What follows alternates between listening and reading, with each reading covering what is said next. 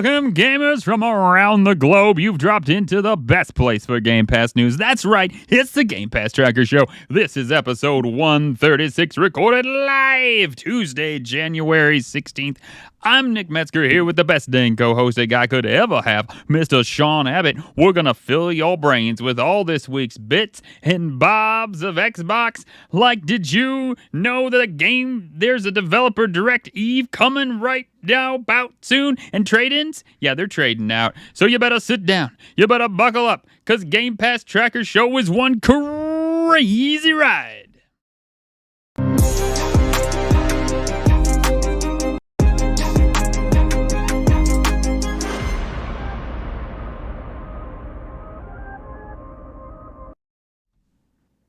Hello and good evening, everybody. Welcome to today's show. We just want to welcome you to your favorite Xbox Game Pass podcast, the Game Pass Tracker Show. You can find us on pretty much every social networking app that is out there. Just search for @Game Pass Tracker. If you have any thoughts or any questions, don't hesitate to shoot us an email at show@gamepasstracker.com. If you're liking what you were hearing, we'd love to hear that. You can leave us a review on your go-to podcast app of choice, and that really helps us grow and reach more fans like you. And we wouldn't be a Game Pass show, without promoting the Big Daddy itself, Xbox Game Pass. If you love Game Pass, you love our show, and you want to show your support, you can head to the link in the description and sign up to Game Pass within the next 24 hours from the Xbox.com website. You'll not only be supporting us, the Game Pass Tracker Show, you will also be signing up to the best gaming subscription going, Xbox Game Pass. You can sign up to whatever level you desire, be that PC Game Pass if you're a hardcore PC gamer, Core if you're just wanting to get in there for a few little games and your Xbox Gold so you can play online with your friends, or you want to go full hog and have Game Pass Ultimate so you can play the massive library of games that are on there, as well as play online with your friends and use the cloud system. Just play your own way. By using the code in the chat or the show notes, you can help us continue to create the awesome content that we love to make for you guys, our amazing fans. And Nick, without much further ado, let's get this show on the road and head into the Game Pass headlines.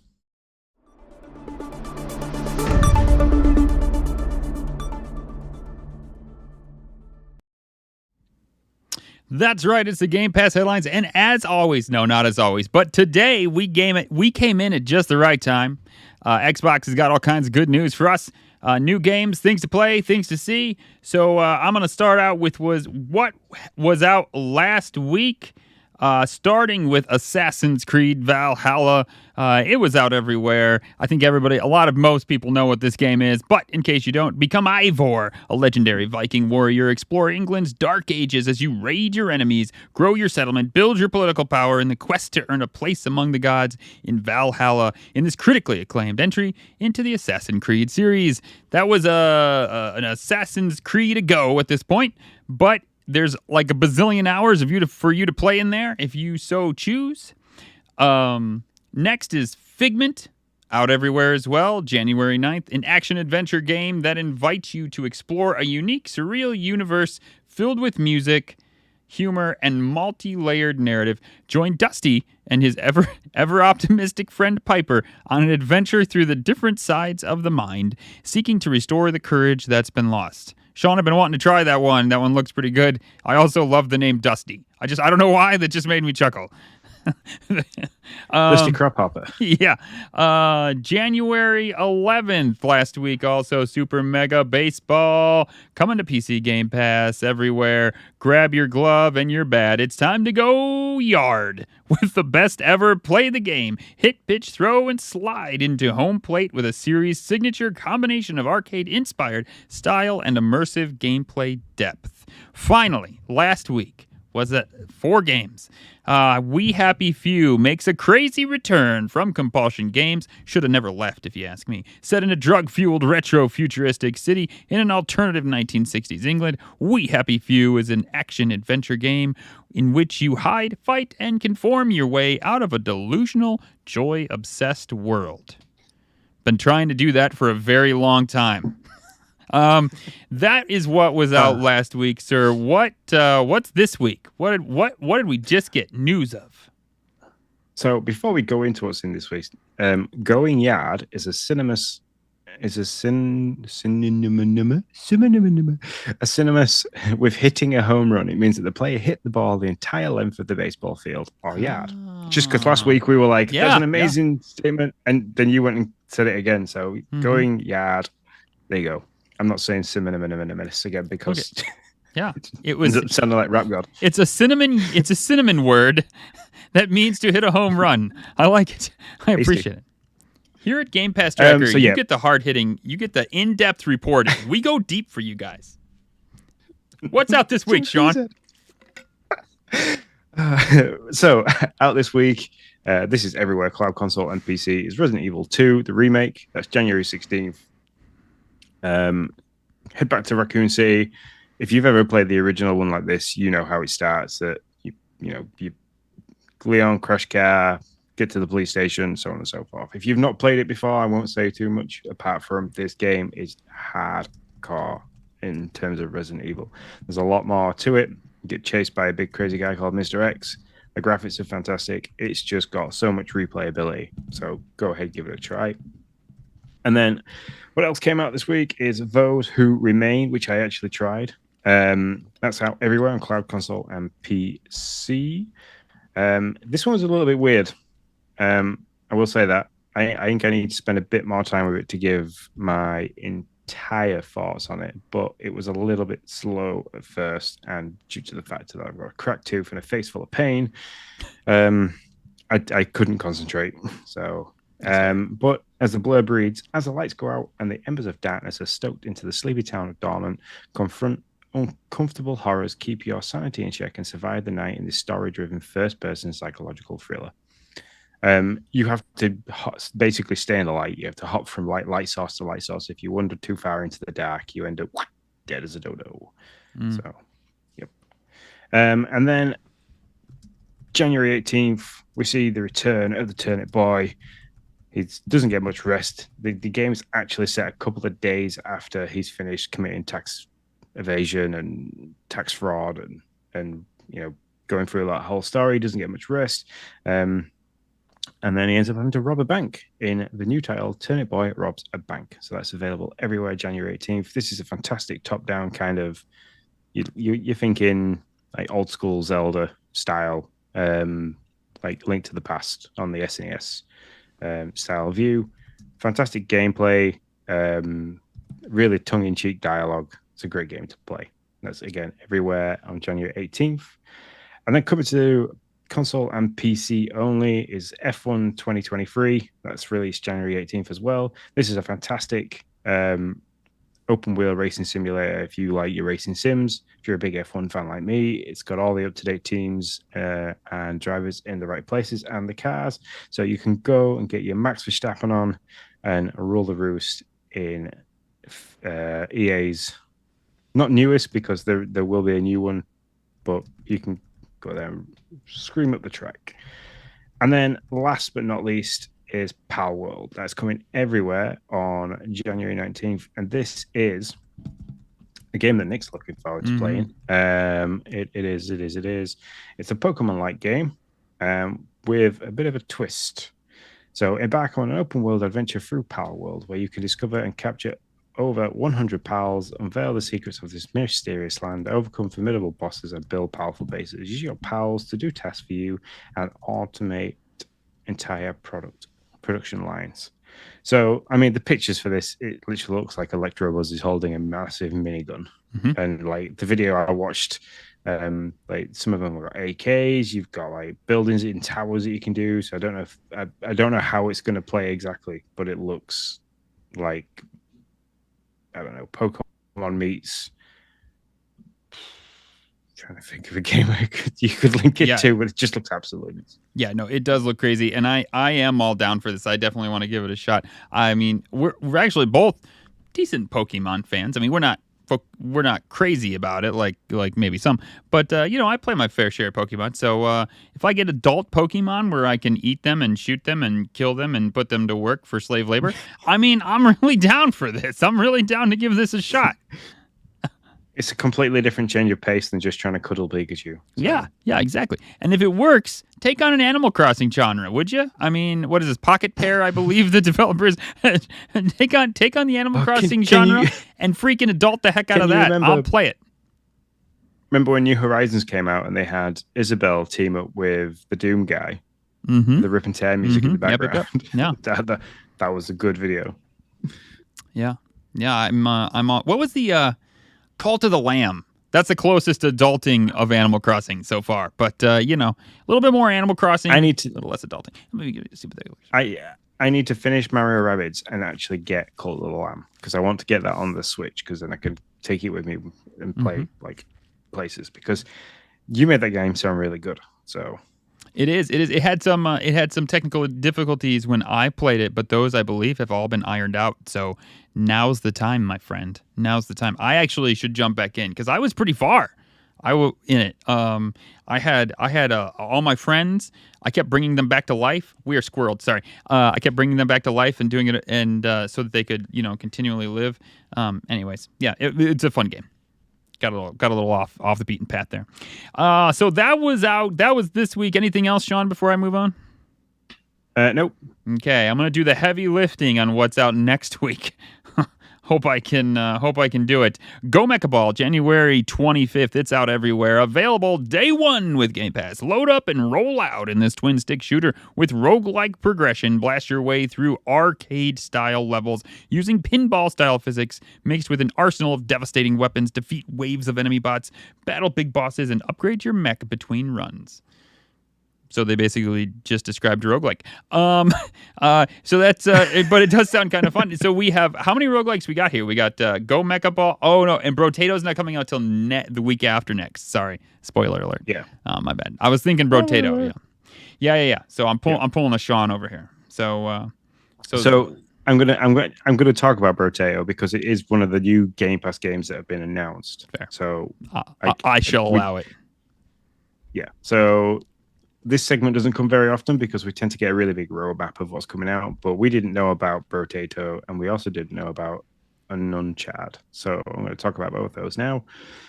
So as Nick alluded to, Brotato is a top-down roguelite arena shooter.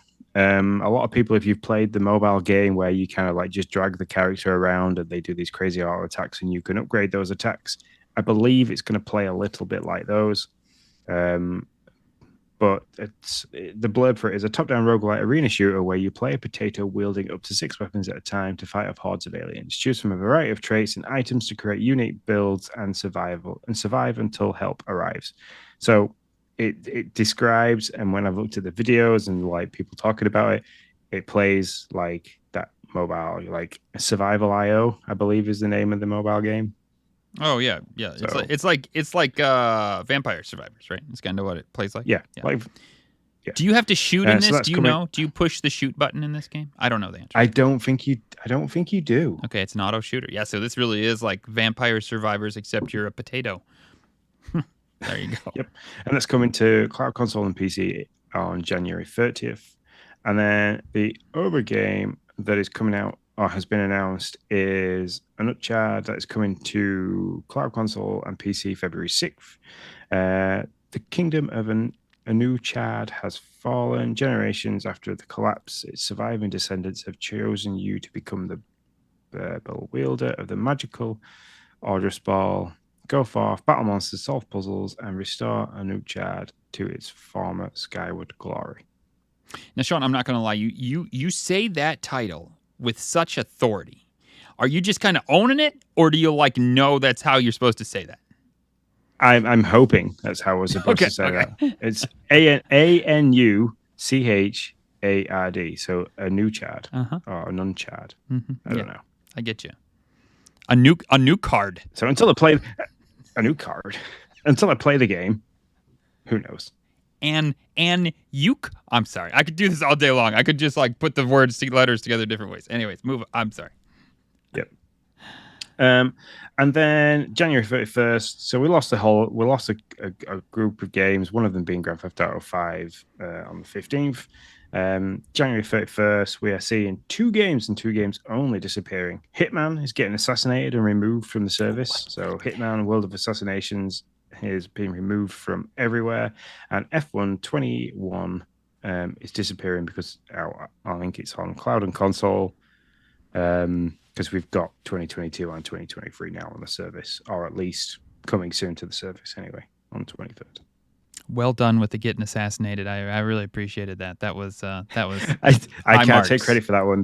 That went between one of the guys from the social media team for us, Brian, and one of the design guys, Levi. They chucked that between them in the Discord earlier. I thought I need to use that. So, nicely done, guys. Gents. Nicely done. And as I always say, if you're interested in any of these, by any of these, I mean these 2 games, which probably you might be interested in the one. But either way, you have until January 31st to beat them or buy them. I was like, really? God, it's too late. I didn't change the thing. To beat them or buy them, you can buy them for 20% off with your Game Pass subscription as long as you do it by January 31st, 11:59 p.m., whatever time zone you live in. Yep. And remember, if you're looking for a clear-cut and reasonably up-to-date place of where to find about all these games, head over to GamePassNews.com or follow us on X at Game Pass Tracker. All right, folks, into the top stories.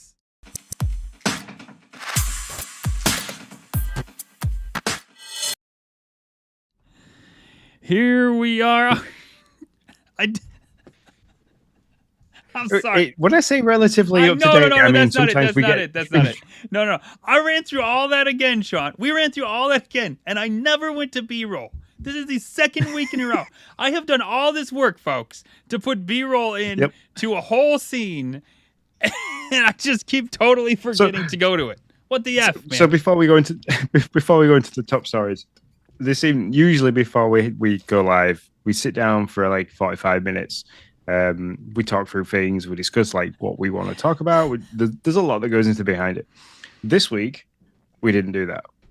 Nick did. I just sat down and played Fortnite Lego because it's been the only time I've had to sit down and play games, and I actually wanted something to talk about with you guys.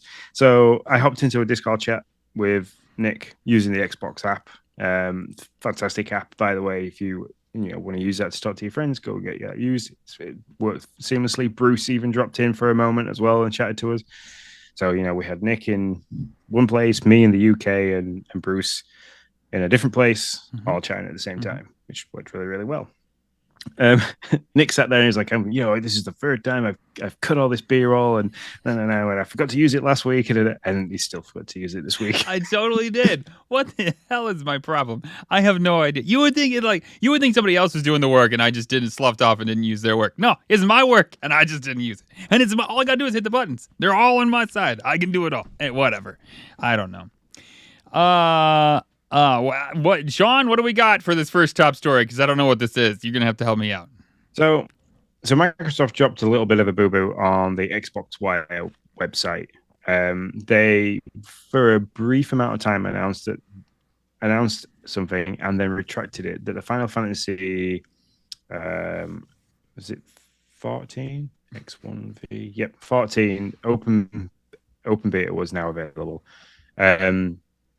Lots of people went and tried to find it, couldn't see that it was available anywhere. It wasn't available on the store. It wasn't available on the application. It wasn't available on the website because, this is estimated to be released on February 2024. So people got really excited that, mid-January it's been dropped. But however, it wasn't, and they very quickly removed the post from the Xbox Wire, and they also tweeted out to say that they were incorrectly informed everybody, and that they'll be following up with a correct date when it is available. So, All right. Well, that's the problem when you post on a thing and there's like a bazillion people with their eyes on it, like at all times. It doesn't matter if you only had it up for 5 seconds. At that point, everybody's like screenshot it, tweeted it out, posted about it, doing a YouTube video. It's on Instagram, Facebook. It's on all the things, right? And then you're just like, crap. Oh, that's a bummer. Pretty much. Our next story, Microsoft is now the most valuable company in the world, overtaking Apple by 0.02 trillion. I don't even know. Numbers, when you get that high, I don't even care anymore. I can't even think. 2.4 trillion that they got to, and Apple's like 2.38. Yeah, something like that. But they got the money. Now, the valuation is all about, I mean, listen, I only know so much about stock, okay? But I believe it's all about your stock value and all that fun stuff. And they now have a higher value than Apple. There you go. We're playing games on the richest, on the company's, I don't know. Anyways, they're rich. That's the point. And if you own stock, you damn rich. So good for you. Yeah, if you got in, could you imagine if you bought it when like Microsoft was like, so say like your great grandfather decided to buy into Microsoft as a stock, like when it was penny shares, and he bought like 1,000 penny shares, and they kind of just sat there, and it's like you're now at a point where it's 2.4 trillion, and then like he goes, "Hey Nick, like I want to give you this. Here you go," and you're like, holy shit. I know, right? It's a lot of money. Yeah. It's a lot of money. Yeah. So if you're Bill Gates, you're like, you just literally swim in money. Like I can't imagine the check he receives every month for his like it's like, here you go. Now to be fair, he's doing a lot of good work around the world. To be fair. Like so yeah. Because Microsoft is bigger than just. I think we talk about the gaming, but Microsoft's so bigger than that, isn't it? It's obviously there's all the applications that they've got, the operating software and stuff like that. So you got the Windows and the Office suites, and you got the 365 stuff, and you got the HoloLens. That's a big money maker for them. And you got military. You got all the things. So all the things. So there it is. What might swap this around, just because you mentioned the HoloLens? Did you take a look at the Apple, what's it called now? My brain's not working. I know what you mean. The swim goggle thing. I saw a picture. Yeah, what's it called? Thingy Pro. Yeah. You sent me the I know, I did. No, I didn't. Okay, here's what I did. I clicked on the damn thing, and then I saw the price tag, and then I had to look around because my eyes popped out of my head to try to find my eyes so I could put them back in my face. And at that point, I was like, no, I'm pretty sure I'm good. I don't give a crap if the thing can give me wings like Red Bull and I can fly around. I don't even have to buy this thing. That's all I can tell you. It's not happening. But that to me is.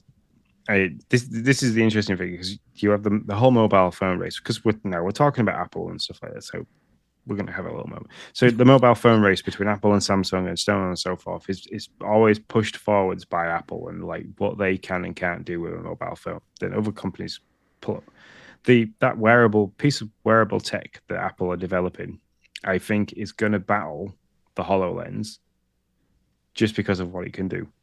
Like, I have watched the video over and over again, and if it wasn't for the price point, I would be very interested in this, because it'd make a lot of stuff so much easier. I could be talking to you on Discord via this thing while I'm working on a bigger screen with different things. I wouldn't have to constantly be swapping between screens on tabs all the time, because you could have them up and it's physically, you're looking around, it's eye tracking. This thing's great, and I think it's going to kickstart the wearable tech in terms of replacing desktop computers.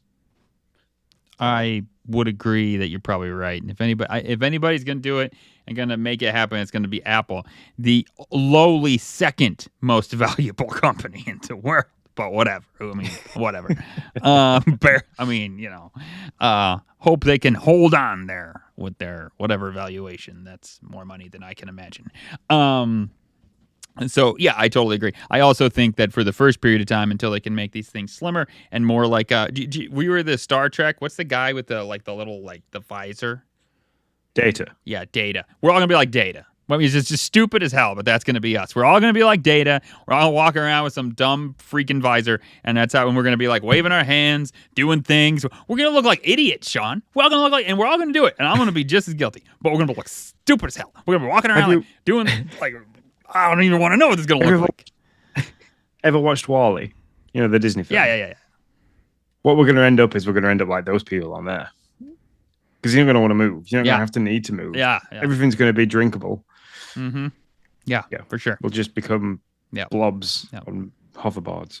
Blobs on hoverboards. Yeah, you're right. What am I doing? Amen. We're not going to walk. We're going to be hovering around, moving our arms, doing the thing. It's going to be whatever. And you know what? I say all this. I'm going to be first to line up to buy that thing. That's a fact. Yeah. I mean, I'm not because my wife won't let me. But if she would, I would. That's for sure. So it's a lean top stories. Those are our top stories. Congratulations to all the people and all the thing. Now I will say one of the interesting pieces before we move on. Epic's CEO Tim Sweeney congratulated Microsoft on a well-deserved honor.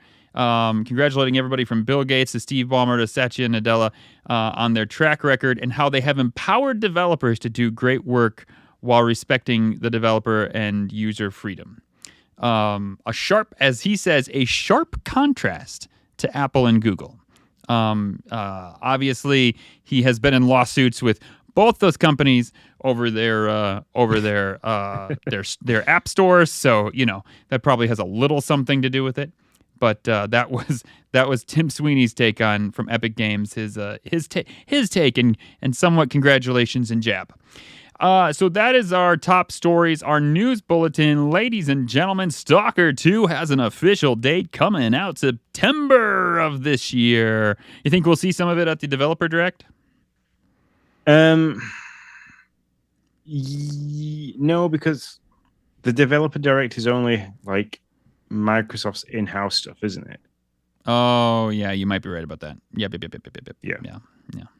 So we might see September. So we might see something in the not E3 section of the year. Yep. Yeah. Good call. Starfield's biggest update yet is on its way. Not an accurate official date just yet, but it's going to have all kinds of updates that are very important, but none that like really stick out, like nothing like you now have cars or motorcycles or whatever. But there's a bunch of things that are going to be very important to players. Updates contain multiple fixes to quests.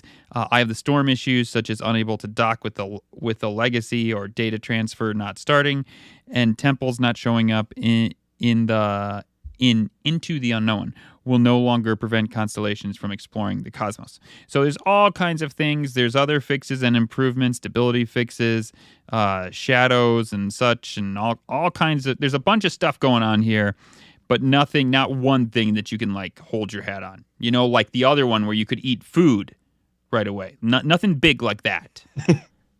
I'm sorry. That was Thanksgiving as well, so it's been a while since we had a decent sized update for Starfield. That's true. Yeah. Still waiting for those mobility updates. Just while we're talking about Starfield, I'm in a Facebook group for Fallout games, just because I'm a big Fallout fan. Sure. And somebody posted a meme in there, and I don't know if you've ever seen the film Shaun of the Dead. I know of it. Nick Frost and Simon Pegg. I know of it. So there's a scene in the film where they're going through all of Sean's like vinyl record collections because they're throwing them at these two zombies in his garden, and like he's calling him out, and he's going, no, you can't throw that one. No, don't throw that one. But anyway, somebody posted this meme of like Nick Frost and Simon Pegg in the vinyl box, and it's like Fallout.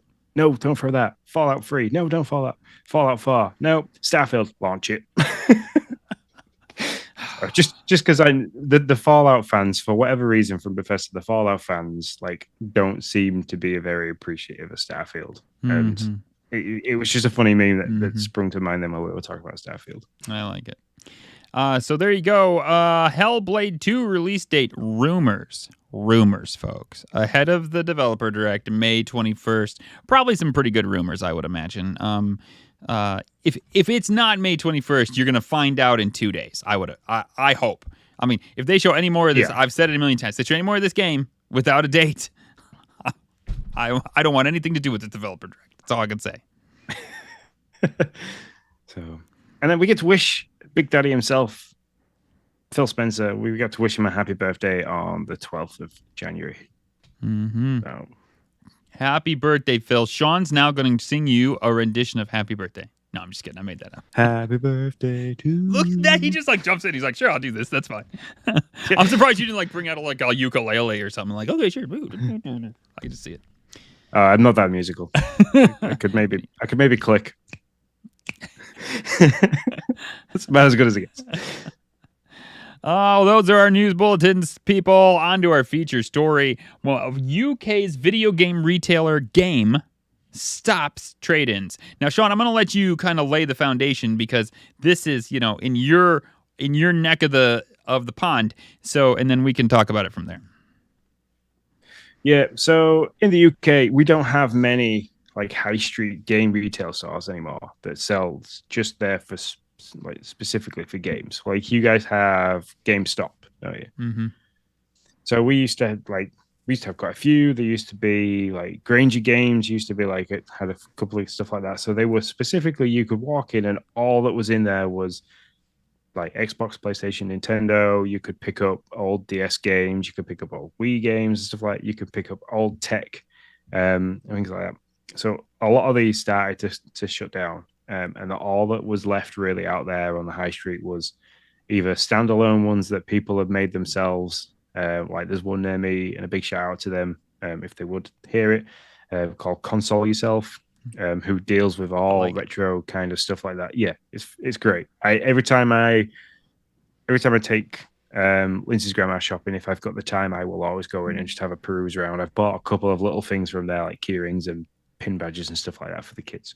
But he does have a really big collection of retro games and stuff like that. It's great to walk in and have all that nostalgia and stuff.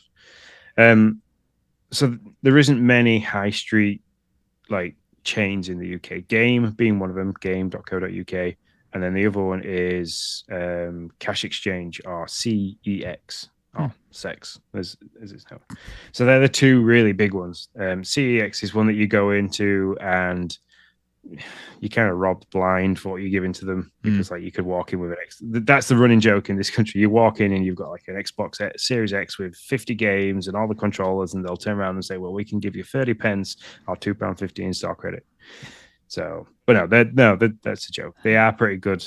But Game is pretty awesome for the trade-ins, and it's what I use. Is when I buy games physically, I usually buy games for the Switch physically.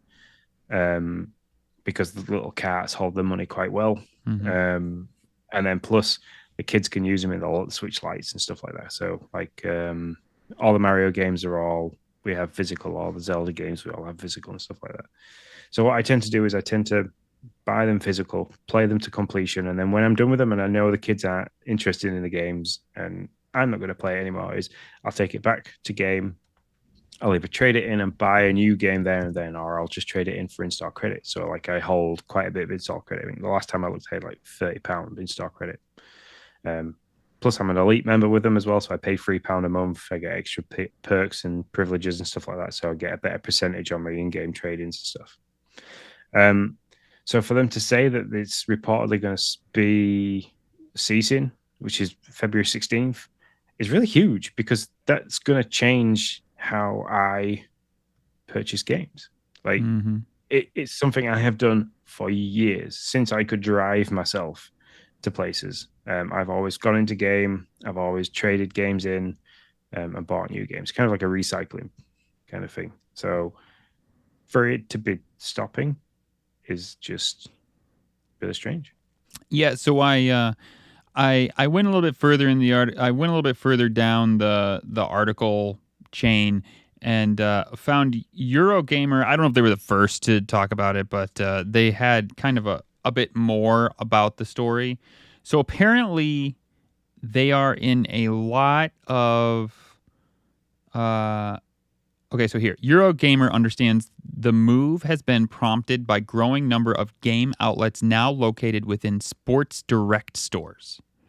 Does that ring a bell? Yeah. Okay, yeah. So Sports Direct is a big, obviously, sporting goods kind of store, and they kind of hide themselves in there sometimes. Gotcha. Which requires a separate till that tracks the large back catalog of items the chain currently accepts for trade-ins. Games till software remains distinct from the software used by Sports Direct. Staff have told me, and this is from Tom Phillips, editor-in-chief, staff have told me, and also requires training for shop staff to deal with. Removing this till would streamline operation further rather than undertake a costly process of merging systems in an age of declining physical game sales. So it sounds like it's two things working here. One, it's just like, hey, listen, we got these two things, and they don't want this one thing to be here. And if it was profitable enough, they probably would merge these into one thing. But they're looking at like, well, we're probably going to get rid of these trade-ins down the road anyways, and now seems like the most opportune time because we don't want to have to spend the money it would take to make this work. So it's interesting. So yeah, we have GameStop. We used to have a lot more. We used to have like EB Games. Was it Babbage's? I think used to be one. GameStop. Yeah, we used to have all kinds of fun, all kinds of those stores. Now we really just have GameStop. I haven't traded games in for a long time. I did buy my GameCube by trade-ins. I sold all the shit that I wish I had to get my GameCube, which I loved. I don't really know what I did with it, but I loved. So, but I do wish I had all the stuff that I traded in to get that back. I would take it in a heartbeat. I think so. There's that. I think this is. I don't use it much. I know a lot of people who do use trade-ins and love physical media and love it for, like you said, the value that it holds. I do think it's a bummer to see it go. I'm not surprised, and I wonder how much longer, even over here in the States, GameStop will keep doing trade-ins. To be honest, yeah. I mean, the difficult thing you've got is like the Xbox Series S is discless. And you've got a discless version of the PlayStation 5, and there's every chance that Nintendo might move into a cartless system with their next generation of consoles. We know there's been a leak out talking about them, but it's something that they could do. I know the cart's really tiny, it doesn't take much, but so yeah. And most games you buy now physically, you have to put the disc in, and then it has to like install, and it has to do a 150 gigabyte update anyway to download the rest of the game. So I can understand why digital media is that physical media is slowly disappearing. I completely get it, but it is going to change how I shop and pay for things, because like I bought Elden Ring physical because I didn't know if I was going to like the game. So I knew then if I wasn't happy with it, I could take it back and trade it in for in-stock credit to buy a different game. I mean, 9 times out of 10, the in-stock credit I have usually gets used by Logan, buying soft toys and stuff like that. Because that's the other thing. Games sell lots of like game-style plushies. They sell like board games and stuff like that as well. Yeah, same as over here. We all the GameStop's the same way. The Funko Pops and all the things like you're talking about. Yeah. So like I don't mind doing that. If we go out to a shopping center for the day and stuff and walking around, and Logan's kind of like, he hates doing that kind of thing unless he knows he's getting something out of it. So like if there's a game, I'll always say to Lindsay, hey, look, while you go have a look in there, I'll take him into game and like I'll let him pick something. I've got some in-stock credits, so it's not really costing us anything, but like he feels like he's getting something. So like it's a bit of a reward for him and he likes it. But yeah, it's going to change. Like I've done it for years. Like I used to use the local Granger Games in town because I didn't have to travel as far. So like, and then once that shut down because high street stores are closing down, there's a lot of like overhead costs to running a high street store, and most of them are franchised. So somebody has to pay for the store themselves. They just have the logo above the door kind of thing. So you've got like, your heating bill, electric bill, stuff like that to think about, and security costs, rent on the property, and bits and pieces like plus your insurance things. So I can understand why high street stores close down. I can understand why Game are locating themselves within Sports Direct because they can split that cost. I think the owner of the two companies are the same, which is why they're moving into those stores. I'm not 100% certain. But yeah, it's a huge thing.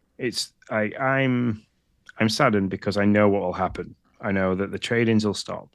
So people will stop going in there and making the impulsive buys.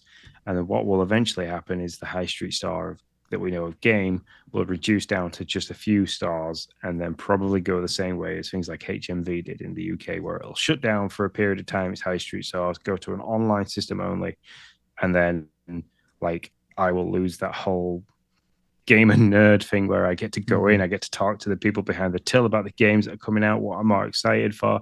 I've pushed the podcast a couple of times while I've been in game and things like that as well. And yeah, like I have a lot of nostalgia for that, like midnight openings for picking games up and stuff. Totally. Yeah.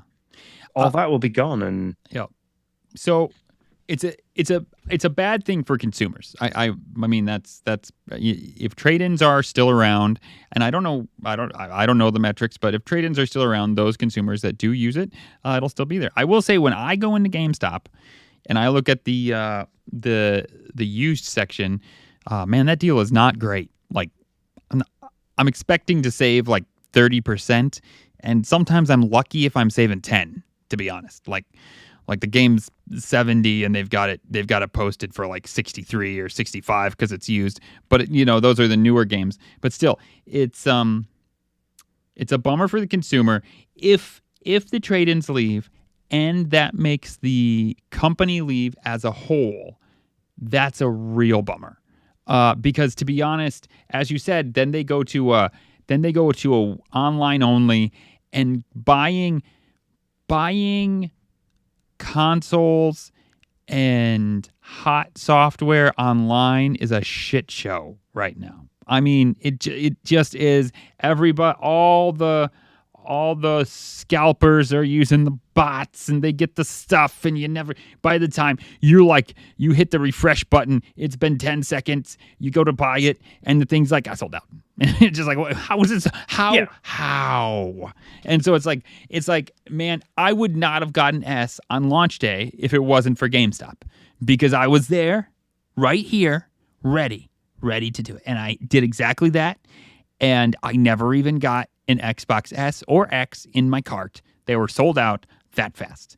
And so then I called my GameStop, and they were like, yeah, we got an S. That's all we got left. And I was like, I'm coming. And so I went and I pre-ordered. It wasn't like it was the pre-order day. I ran over there and got my pre-order for the S. And yeah, I mean, so I think a lot of people lose out if those companies do go away, or just go online only. Now, as that said, is it better for developers? Publishers? They're not going to worry about the trade market anymore. I mean, that seems like a big win for them. Yeah, and the other thing as well is you're going to see things like people who are collectors. They're going to suffer a little bit because that's one less place for you to go and buy, or if you've... Like, I know if there's a game that I want, and I always go in and have a look around because I want like a GameCube. I'm after a GameCube because there's like Metroid games I want to go back and play. There's other Nintendo games that I want to go back and play. So like I'm always on the look for a decent GameCube deal. Now, if that store disappears, the ability to buy secondhand consoles becomes more difficult because they go through and they do all the checks. If I'm going to buy this off like Facebook Marketplace kind of thing, somebody could be telling me, oh yeah, this all works, and you get it home and it doesn't, or the game's scrapped or something like that. Mm-hmm. I then have to then go back to looking on Facebook Marketplace and eBay and things like that for purchasing a game, and then you've got to hope that game is going to be in good condition when it comes. Where like in there they used to run like the discs through the cleaning machine and stuff. So like the discs always used to work, and they have to test them. And if it doesn't work, they'll turn around and say, it's no good. We can't take this kind of thing. Mm-hmm. So yeah, I'm genuinely just a little bit worried, a little bit saddened as well, because I hate seeing high street stores disappear. I can completely understand why it's happening because, Amazon, and things like that. But for gaming, we are kind of spearheading very quickly into a digital media only kind of thing. Mm-hmm. So, yeah, I would agree. I also, as I started to think about this, I wondered how much, so, I mean, this might be a dumb question. I know you have Facebook, but do you guys have Facebook Marketplace over there? Yeah, so do you not have that? No, we do. I just wanted to make sure before I started to talk about something that we were on the same page. Yeah. Okay. I think this is where I bought I bought Logan's Switch from there. I paid £100 for his Switch Lite. Yeah, so that's my point. So like, I also wondered a little bit if that isn't eating into that trade-in market, right? Because like I said, if I go online, if I go to GameStop right now, I'm not gonna get a super awesome deal on a brand new, like on a used video game that's only maybe like 2 weeks, a month old. Like I look at that and I'm kind of like, I mean, I could save maybe $10, maybe a little bit less than that, or I can just buy new. Like, I mean, what are we talking about here? Or I can go on to Facebook Marketplace and probably get a better deal. And it kind of helps both sides, really. Now, the problem is, I love you people. Most of you are wonderful. But some people out there are not. And Facebook, and that's what like the what you deal with in Facebook Marketplace is like, well, now you are on the front line. You're at the counter, and now you got to deal with that person and hope that they're honest and you get what they say you're gonna get. I've seen so many funny videos of people like when they're trying to sell something on the Facebook Marketplace, and they'll have this drill. And like they like people dress up as different. It's the same guy who's making the video, but he'll dress up in different outfits and he'll like poke his head and say, "Is it still for sale?" Yep. And then like that person disappears and like somebody comes and offers him like £2.50. It's like, you end up. I can't be polite, so I can't say anymore. But you end up dealing with humans. Yeah. And so many times I've made a trip to McDonald's to like pick something up or to drop something off, only to be left there drinking my tea with nobody showing. Like, it's just like, so I'm just like, if you didn't want it, then just tell me. Or if you didn't have it, just be like, you know what, I'm not going to sell it. That's fine. Like, just tell me. Don't make me drive all the way here for no reason. So that's the other side of it. But I do wonder if Facebook Marketplace and all those, there's others out there too that do somewhat similar. Yeah, Venue. Yeah, my wife uses Mercari. I think that's something similar to that. I think. Yeah. Might be a little bit different. I know there's lots of clothing ones. I just can't remember the names of them. Yeah.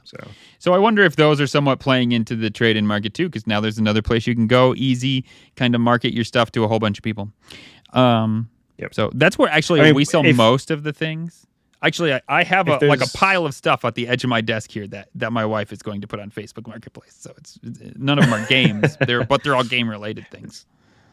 It's where I'm currently browsing for a new mountain bike. So yeah. That's how I just need mountain bike money. So I mean, it's interesting. We bemoan the fact that this thing is going away, and we're really sad about it, but we're the ones that slowly eating it alive. It's just kind of like we're like, no, don't go away. I'm going to go buy all my games digital. And then, no, don't go away. I'm going to go sell this online at this Facebook Marketplace instead of going to that place. So it's like, well, I don't know. The thing is, I was gambling on when the Switch 2 came out, because like I've got the OG Switch and I've like very thankfully got I got the OLED Switch, which I didn't pay anything for. So I'm like I'm missing paying for a console here, but I was going to take the OG Switch and trade it in for store credit to buy the Switch, like the new Switch when it comes out.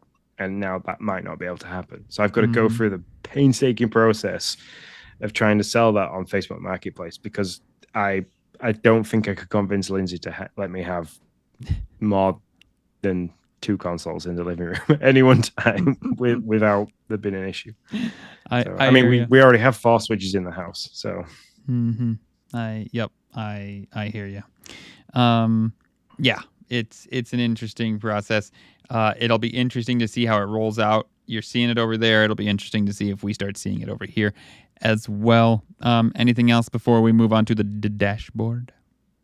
No, let's go and talk about that really awesome game that we've both been playing lots of. Let's do it.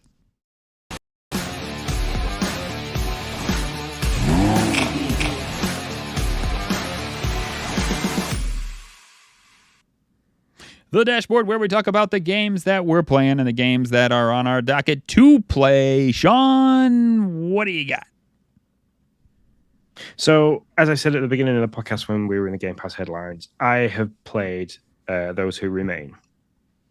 Very well made game.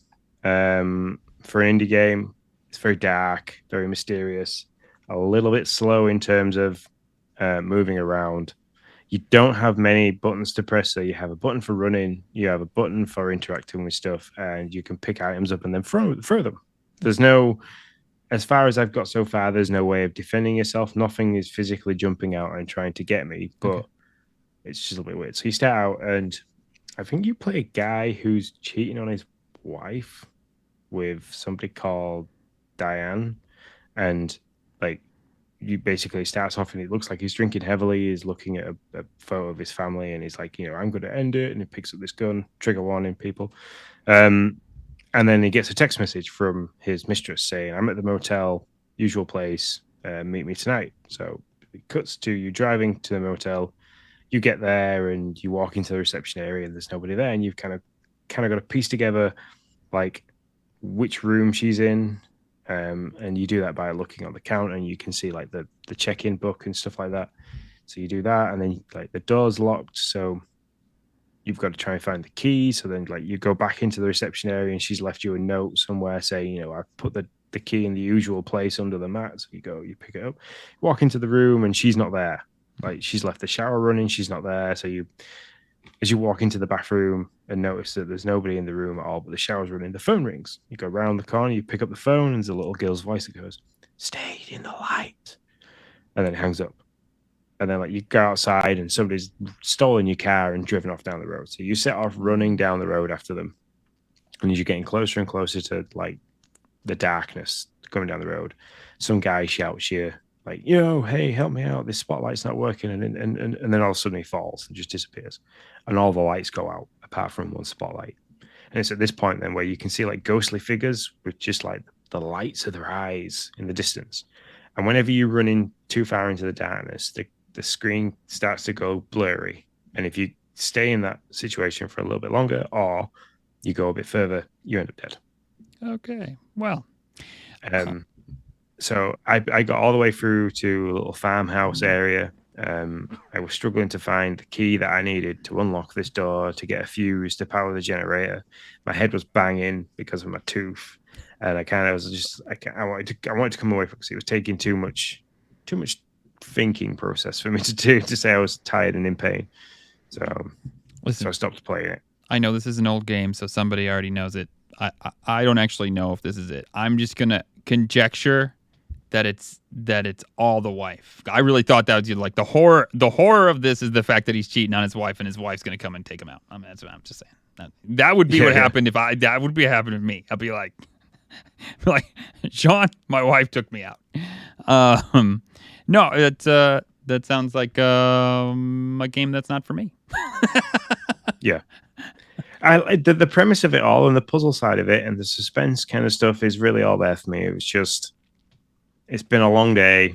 I didn't get much sleep last night because I woke up early in the early hours because my face felt like somebody had took an ice pick to it. So I kind of I was just tired. Listen, I need to readdress the game. Let's pause for a second here, okay? Let's just take a pause. All right, listen, everybody needs to understand, Sean is having tooth issues. Sean knew that I was about to have tooth issues on Thursday, and he was like, hell no, he's not having tooth issues unless I do too. And so he decided he would have a tooth issue too. I'm about to get some teeth pulled, okay? So he was doing that, and so now he feels better. We have this like symbiosis pain thing. So now we're on track. I currently don't have any pain, but I will in like 48 hours. So there you go. So now we're filled in when he's talking about his face hurts and everything. Now you know what he's been talking about this time. Yeah, just weirdly, I don't know. I've been doing it for a few weeks. I don't know why, but I'm clenching my teeth in my sleep, and I've clenched my teeth together that hard that it's cracked one of my teeth. You need a mouth guard. A retainer. Yeah, a mouth guard. Yeah, a retainer. I don't know what you call it. Don't ask me. That's going to sound lovely while I'm sleeping. Poor Lindsay. So. Man, it sucks to be old, people. Enjoy life. Fucking does. Jeez. So, coming away from the dark and the mysterious of those who remain, I thought, you know what? Nick's been going on about this Fortnite Lego. And I've kind of been talking to one of the dads on the school run about it because his son He's big into all the different Lego games. So I kind of said to him, hey, look, Fortnite's free to play. You know, if he likes Minecraft and he likes Lego, he'll probably like this. I haven't tried it yet to see like how kid friendly and easy it is to figure out. So I said I would give it a go. So I fired up Fortnite, got distracted by the main stage event. So did a little bit of Guitar Hero and stuff, which was really difficult. I couldn't make my brain think about pressing X, B, and left and right on the D-pad. It didn't feel natural. I'm used to when I'm like looking at that scrolling board for hitting notes. I'm used to the guitar, so like you could do, you know, my brain could tell my fingers to do this, not figure out. And I was trying to use the pedals too much on the back of the controller, and I wasn't getting anywhere with it. So I gave that up as a bad job. Tried the rocket racing. Absolutely love the rocket racing. That's a lot of fun. Arcade madness. Drifting for power up, like boosts and stuff like that. PvP with up to 11 people. Just good fun. Really good fun. Good music. They've took Rocket League cars because it's all epic. They've took the Rocket League cars and the physics in terms of like being able to keep the car in the air and dodge left and right and stuff like that. Great fun. Absolutely loved it. So played that for a little bit, and then I fired up Fortnite Lego, and I can see why you and Noah have absolutely fallen in love with this game, and I can't wait to introduce Logan to it. It's great. It's good fun. That they have licensed with Lego really well, and there isn't much that relates it to Fortnite other than that people have rifted in, and the graphics of the landscape. And then when you're hitting things and stuff like that, and breaking them down, and the hit points coming up is all Fortnite. And it has the blue, right? That's a Fortnite thing too. When it cracks, it's got the blue in it. Yeah. That's what I thought. Yeah. But the rest of it is all Lego. It's great. It's I struggled to pull myself away from it this evening. So yeah, it's a really well thought out like survival crafty game. If you've been listening to this, you know I've been playing Minecraft like crazy. We were kind of getting a little tired of that. Somebody got me into this Fortnite Lego, and man, it is a whole lot of Lego, and like Sean said, very little Fortnite. But it's well thought out on how it builds on top of each other. How you have to, you upgrade one item to get you something to upgrade the next item, and it kind of ladders up just like you would expect. The combat to me is way better than Minecraft. It feels real good. I wouldn't say there's a plethora of enemies, but there's enough to keep you going. It's fun to go look for the stuff. The map system, kudos to the map system. You can make pins. You can make map pins and place them all over the map and give them little symbols so that your team can know. Real easy to hop in and out. If you're wondering about kiddos, go listen to our last episode. We talked all about it. Real kiddo friendly and how parents can lock it down and know what's going on with it. It's surprisingly good, to be honest. Yeah, and what I like about it as well is, like me and Logan could be on my console and play with you and Noah.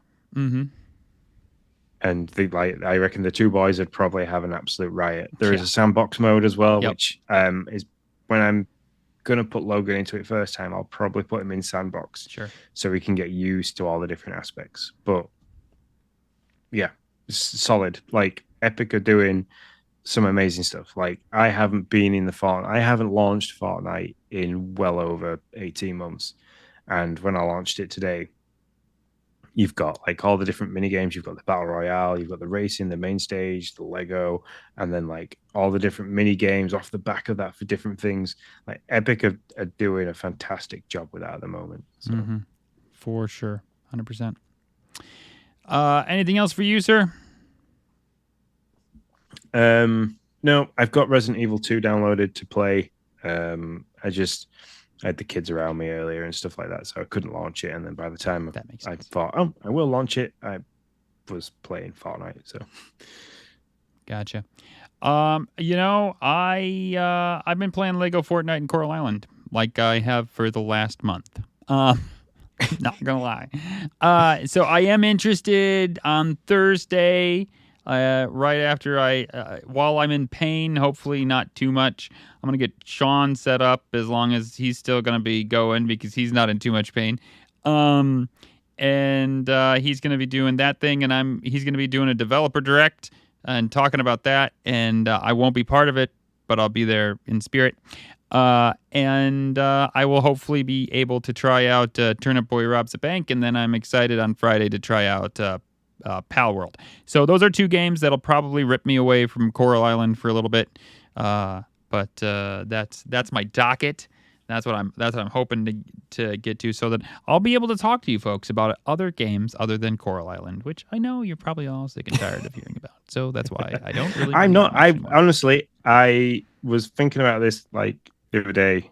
Like you should reach out and see if we could get a representative from Coral Island to come on the show and talk about the relationship between like them and Xbox and the patches that they've had to do and how that process is to get them from the issues that you had at the start of the game to how the game's playing now, and if they've got any future aspirations for the game, like DLC, extra content. Oh, they do. They have tons. Expanding it. Oh yeah, it's a whole. They got a whole like roadmap. I think they had a roadmap that they wanted to get done sooner by the looks of it, but they had a lot of patches that they needed to get done, and they've been rocking those out.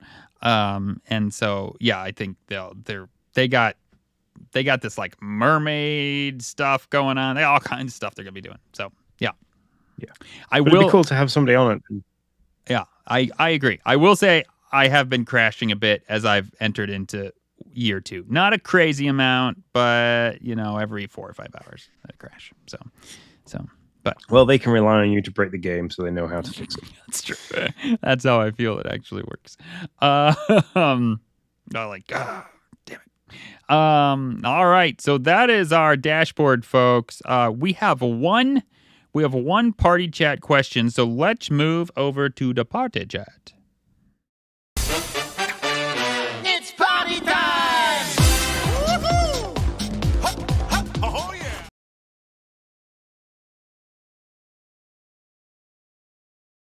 I think it was broken last time too. I gotta figure out the party chat button. We're here. I figured it out. I found it. So what is our party chat question, Sean? So after Bruce jumped in and chatted to us for a little bit, told us he was going to Walmart to buy some pajamas for his son because he was having a pajama sleepover party at school. I hope he enjoys that. Mm-hmm. He then texted us and said, I actually have a question for the show. And the question was, what is your favorite Xbox achievement? All right. We did some thinking about this while I was playing Lego Fortnite because you went quiet for a bit and I went quiet for a bit. And then he was like, I'm going to tell you in the podcast. So I'm eager to see which one it is. You want me to go first? Yes. All right. Please. My favorite achievement that I actually did get, totally made me crack up, didn't know it was a thing, came from High on Life. And that one is carried Stan's load to completion. Forgot about that one. Complete the game with Stan's product in your inventory, and this is a secret. I like how they put products. Yeah. This is a secret one. You're not supposed to know, so it is a bit of a spoiler if you're like, whatever. But it is one that's hidden. But yeah, he gives you a specimen of his. I'll just leave it at that, and you can do what you want with it. But if you keep it in your inventory, you get an achievement. There you go. You see, I have that one as well. So that was a really, really good one. They had quite a lot of good ones, really. They did, yeah. Mm-hmm. So I was just looking through all the ones out. So my favorite Xbox achievement came from High on Life, and it was we paid for the rights to put a whole movie.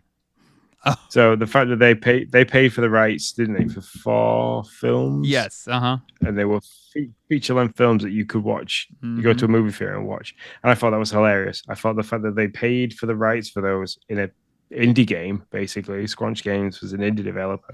So it was a gamble to take it, to pay for the rights. And for the fact that you could then go in a game to a cinema to watch a full-length movie in a game, I just thought was really funny. Wait. And to get that achievement. It and to was watch what's one his of them. face watching him on the couch, wasn't it?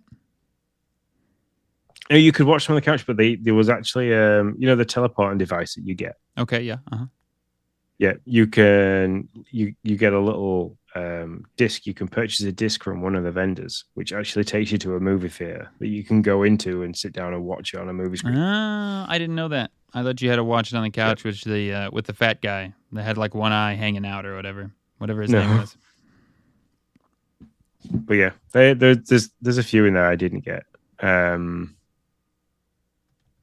yeah, I know Hambo and Johnny, I think 100%ed it all. So I believe he's he probably did. got some. He knows the names. Mm-hmm. Hambone carried the load. Way to go, buddy. Way to go. So how you been doing? Because I know we've chatted quite a bit this week. So how you been? What you been up to other than being covered in freezing snow? my nuts off. That's what I've been doing. That's pretty much it. It's like -20 over here, and ridiculous. So that's been life, and it's my kids have now been off school for 6 days. Friday now, and 5 days. They're about to be off 6 because they canceled for Wednesday as well. So these kids need to get back and start learning something, man. So yeah, it's cold, and I know Bruce is in here, and he's gonna be like -20. Where I'm from, that's like the summer holiday right there. But for me, for us, it's cold, and the roads are crappy, and all those things. So that's life. And I'm gonna go get some teeth pulled on Thursday, which sucks even twice as more. And Phil didn't pay attention to my calendar, so I'm gonna be doing that instead of watching Developer Direct. Come on, Phil, pay attention to my calendar next time. That's my life. Yeah. I bought a new washing machine. My washing machine died the other week. I tried to fix it, failed. Bought a new one, put that in. Practice tooth, just so I could feel your pain. I know. You are a real pal. I mean, seriously, I don't even know what to say. I would rather not have done that. I woke up this morning and was just like, why? So, I put my bike back together. That's my big achievement for this year so far. Hey, that's serious stuff. Good for you. Well, when I came off last year, we were still Game Pass News when that happened. It was right around there. I'm not sure. I can't remember, to be honest. Well, Bruce came on and covered me while I was doing it, didn't he? Oh, yeah. Okay, so it's Game Pass News. Yeah. So yeah, I smashed up my elbow, which still. Dang, dude, that's crazy. So that's pretty scared. So yeah, I smashed up my elbow, damaged the bike a little bit, I think, because when I've started putting it back together, I've noticed a few things that were right. So I give it a full service, did everything. But the damage I think I've done is to the gears. So the rear derailleur, I could either be bent or damaged the cable, because out of the 11 gears I can select from, only 2 stay in place. So only 2 will actually let me put any power down and pedal. So luckily, though, one of the guys on shift has said if I bring it into work, we have a quiet period, that he'll try and have a look at it. So Nice. Fingers crossed. Bruce says your bike is back together, but are you? No, not yet. And that's the other thing. Is there's part of me being like, I fell out with it because I fell off and hurt myself, and that's took a bit of time to get over. Like, my wrist is finally back and put full pressure on my wrist properly. My elbow's healed. My knees are still scarred and stuff like that too. But I think there's been a bit of a mental recovery in terms of sure. And Lewis, the guy that I work with, he's been alluding to this. He's been saying you're putting off getting on your bike because you're worried. It's like the next time we go riding and there's jumps, you're going to be like mental block and be really scared of it. So yeah, I mean that's fair, man. I mean, I don't know. I'd be in that boat. I get it. So I need to go and conquer my fears. So that's why I've rebuilt it. I put it back together. I cleaned it today. It looks nice and shiny and green. So nice. Also, that and all the money that I had saved up to buy a bike has gone on a washing machine. So also, Bruce has got a new 4K TV. So there's that. Ooh. Yeah, good on him. Be playing all the games in full fancy HD then. Yeah, exactly. Awesome. The only other thing I'll say before we pop off here is I got a real look. What you showed me for a washer, is that a usual residential UK washer? Like, is that what you're? Is that? Yeah, well, yes, Because that yes thing's and awesome. no. Sometimes Okay. sometimes they look prettier than this. The thing is that it's an integrated one, so it's got the holes at the front of the machine, so you can bolt like a cupboard door, like a normal kitchen Mhm. cupboard door on. So it kind of hides it away. But usually they're a lot prettier than that. I mean, if you want to go down into talking about it, my brother-in-law has a washing machine, there's like a feature on it, which I thought was fucking awesome. So like you bundle all your clothes up and stuff like that, and you always walk to the washing machine to put Yeah. it Oh, in, yeah, and like totally. you occasionally drop that one sock, Oh, definitely. and you can't like you've set it go into like the whole lock sequence comes on, and it's a pain in the ass to turn it off. This has a hatch on the front that like you just press a button, you can open the hatch while the washing machine is turning and put the sock straight in. That is. That is pretty cool. He let me borrow it. I went around to his and he let me do a bit of washing because obviously having 3 kids, I was Seriously. climbing up Hey, good night, Kids are- Bruce. Adios. Hi, Bruce. I was like accumulating socks and pants everywhere. So, like I said, I asked him if I could pop round like last Friday and just stick some washing in. I had a couple of phone calls to make and some bits and pieces to do in terms of like, the last bits of editing for the podcast. So I sat on his kitchen table. I did this, and like I dropped a sock, and I was like, "Oh crap, Rob! I've dropped a sock. How do you stop your washing machine sock?" And he's like, "No, you don't have to do that." And he was really like he was presenting something that was absolutely amazing to me as he did this, and I'm like. As we are both very domesticated males when it comes to this, I was looking at it in all shock and awe. I was like, oh, "That's amazing!" But just as a public service announcement, Bill, this is what happens when you get older. You get excited by washing machines. Yeah, Welcome to adulthood. That is 100%. That is 100% true. But no, I'm very happy with our purchase. We've gone from a 7-kilo drum to a 9-kilo drum. So the drum's bigger. It's an inverted motor, so it's quieter, spins a bit faster, uses less water, consumes less electricity. So I'm happy. It's a good purchase. Yeah, it sounds like it. Oh. Well, all right, sir. Are you ready to call it a night? Yeah, I'll take us onto the spin cycle and take us out. I love it. So, yep. Oh, God, that was such a bad joke. Anyway, you can find me personally and Nick personally on X. Nick is Nick10DOH, and I am Sean _Abbott. You can find the Game Pass Tracker show absolutely anywhere you can find a podcast, and you can find their Twitter account for Game Pass Tracker at Game Pass Tracker. You can email us at show@gamepasstracker.com. Be sure to use the link in the description and in the chat to get hold of your Xbox Game Pass subscription. Helps us. Means we can make more great content, and we rely on things like that, the income, things like that, to do great giveaways further on down the line as well. Thanks very much from myself. Thanks very much from Nick. Thank you, Bruce, for jumping in the chat. And everybody, until next week, we shall see you later. See you later, guys.